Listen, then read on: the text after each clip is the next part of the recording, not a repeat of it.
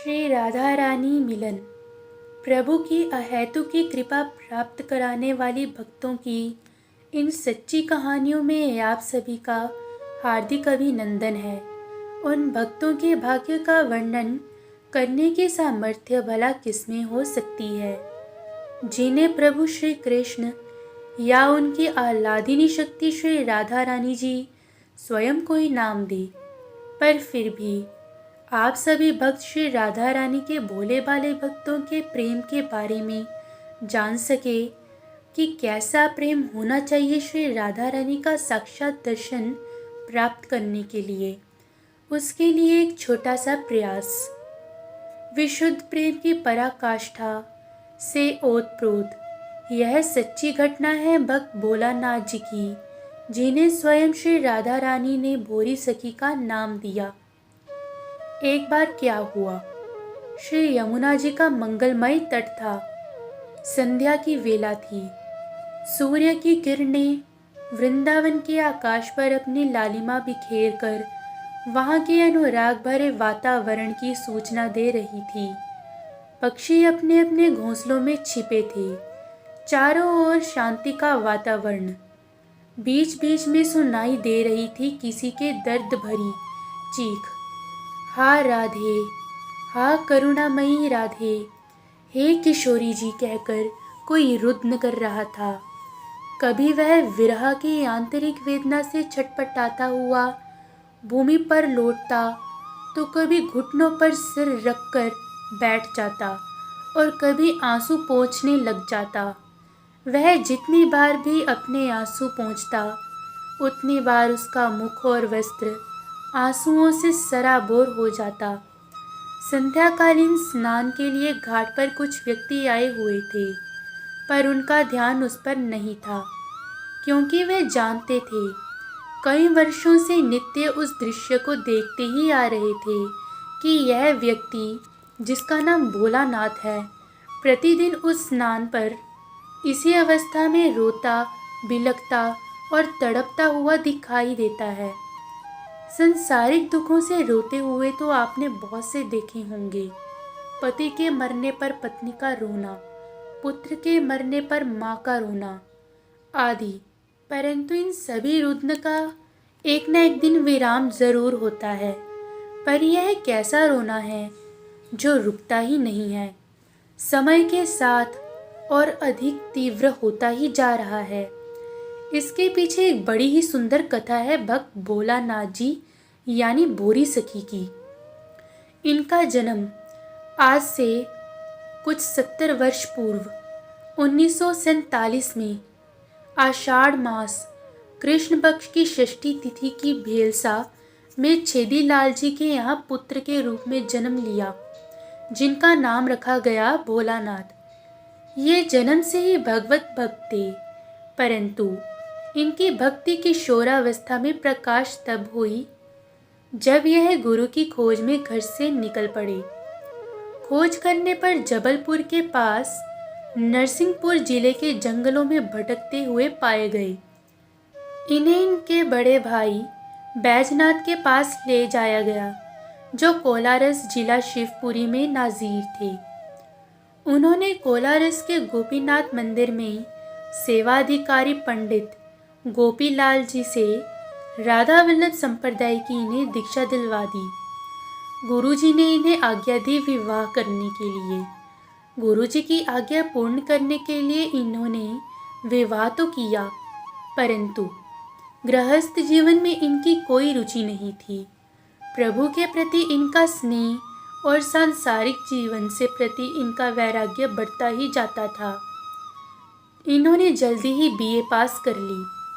छतरपुर के राजा श्री विश्वनाथ जी ने इनकी प्रतिभा, ज्ञान एवं भक्ति से प्रभावित होकर इन्हें अपने महल में धार्मिक परामर्शदाता के रूप में अपने पास रख लिया, जहां भोलानाथ जी कई बार स्वाध्याय भी करते। राजा साहब के पास ग्रंथों का बहुत बड़ा संग्रह था।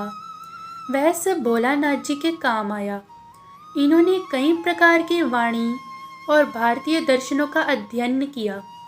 इसी बीच में इन्होंने वकालत की परीक्षा भी पास कर ली। कुछ दिनों के लिए कोलारस अपने भाई के पास वकालत करने के लिए भी गए, परंतु प्रभु के प्रेम में रंग में रंगे हुए इनका चित्त वहां ना रम सका।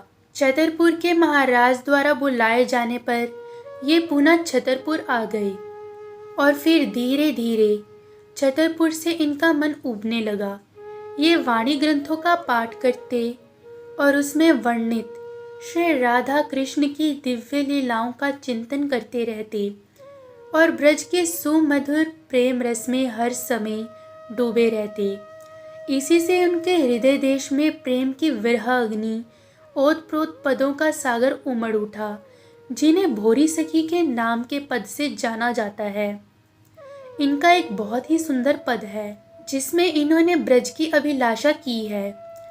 दीजे मोही वास ब्रज माही, जुगल नाम को भजन निरंतर, और कदम्बन छाही। ब्रजवासिन के जूठन टूटा और जमुना को पानी, रसिकन की सतसंगत दीजे, सुनियो रस भरी बाणी। किशोरी जी ने भोलानाथ जी की प्रार्थना सुन ली और इनकी पत्नी और एक पुत्र का देहांत हो गया। अब कोई सांसारिक बंधन ऐसा नहीं था जो इनकी उत्कंठा में विघ्न डाल सके। इसी तरह भोलानाथ जी का वृंदावन जाने का मार्ग प्रशस्त हो गया और वे अपनी प्राणाधार स्वामिनी श्री राधा रानी जी की अहेतु की कृपा का भरोसा कर वृंदावन आए। भोलानाथ जी के भाई एडवोकेट श्री शंभुनाथ जी उन्हें खर्च भेजते रहते थे और भोलानाथ जी अपनी साधना में लगे रहते। कुछ दिनों के पश्चात शंभुनाथ जी का देहांत हो गया और जो खर्चा वे भोलानाथ जी के लिए भेजते थे वह आना भी बंद हो गया।